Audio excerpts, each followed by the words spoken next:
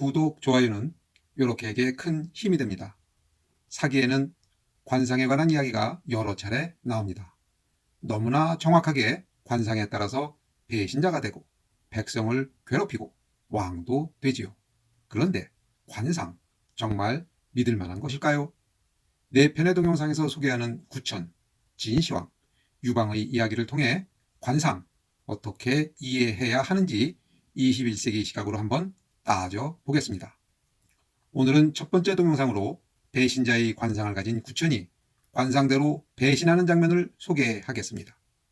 구천은 이렇게 TV에 올린 미인계, 그리고 토사구팽편에서 이미 소개했던 인물이죠. 관심 있는 분은 시청해 주시기 바랍니다. 그러면 구천을 간단하게 소개하겠습니다. 구천은 춘추 전국시대 후기 월나라 왕입니다. 당시에 월나라는 인접해 있는 오나라와 숙적 관계였습니다. 오나라 왕 함려는 월나라를 무리하게 침략했지만 월나라 책사 범녀의 계책으로 대패합니다. 그리고 함려는 이때 입은 부상을 회복하지 못하고 죽게 됩니다. 함려는 죽으면서 아들 부차에게 복수를 부탁합니다. 오나라 왕이 된 부차는 매일매일 마른 장작 위에서 불편한 잠을 잡니다. 왜 그러냐고요? 와신 상담하면서 복수의 기회를 노리는 거지요. 그런데 이번에는 월왕 구천이 책사 범녀의 만류에도 불구하고 무리하게 오나라를 공격하다 회계산에서 포위됩니다. 죽음에 몰린 구천은 오왕 부차에게 구차하게 목숨을 구걸합니다. 오나라 충신 오자선은 구천을 죽여 후환을 없애라고 부차에게 건의합니다. 그러나 부차는 오자서의 건의를 무시하고 구천의 항복을 받아들입니다. 목숨 구걸에 성공한 구천은 부차의 노예 역할을 아주 훌륭하게 연기합니다. 심지어는 부차가 아플 때 싼 똥의 맛을 보면서 곧 건강을 회복할 것이라고 아부까지 떱니다. 돌팔이 의사가 무엇을 알겠습니까마는 자만심에 빠진 부차는 흡족하게 생각하고 구천에 대한 경계를 내려놓고 풀어주려고 합니다.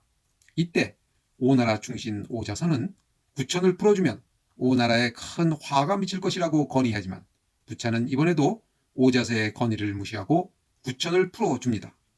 월나라로 돌아온 구천은 매일매일 쓰디쓴 쓸개를 얼굴을 찡그리며 핫습니다. 와신 상담하면서 부차에 대한 복수의 칼을 가는 거지요.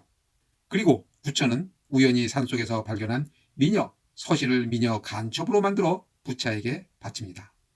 부차는 서시 미모에 반해 국정을 게을리하지요.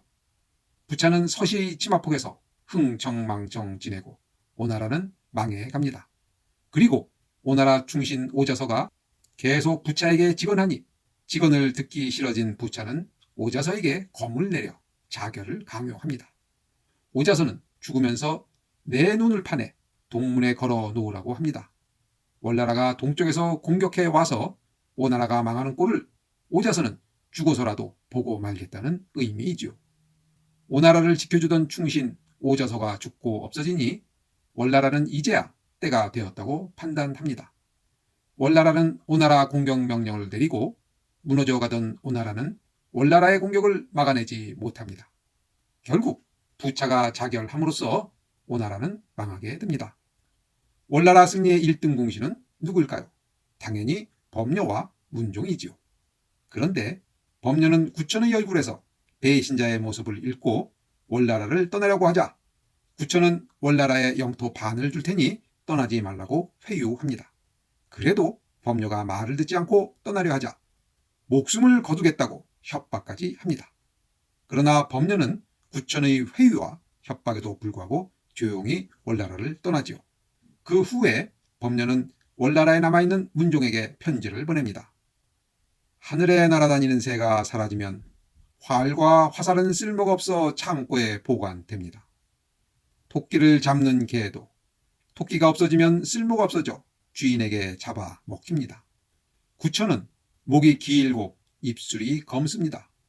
이러한 관상을 가진 자는 함께 어려움을 극복할 수 있지만 함께 행복을 공유할 수는 없습니다. 이미 목표를 이룬 군주의 곁에 큰 공을 세운 신하가 함께 있는 것은 위험합니다. 빨리 구천의 곁을 떠나시기 바랍니다. 토사구팽이라는 고사성어가 만들어지는 순간입니다. 문종은 범녀의 권유에도 불구하고 아프다는 핑계로 교정에 나가지 않았을 뿐 구천의 곁을 떠나지는 않았습니다. 그러나 범녀의 예상대로 배신의 관상을 가진 구천은 문종에게 칼을 내려 자결을 강요합니다. 문종은 후회하며 그 칼로 자결하고 말았습니다. 그런데 사람은 정말 관상에 따라 사는 걸까요? 이에 대한 결론은 마지막 동영상에서 따져 보겠습니다. 오늘 방송은 여기까지 하겠습니다. 다음 동영상에서는 진시황의 관상을 소개하겠습니다. 감사합니다. 요렇게였습니다.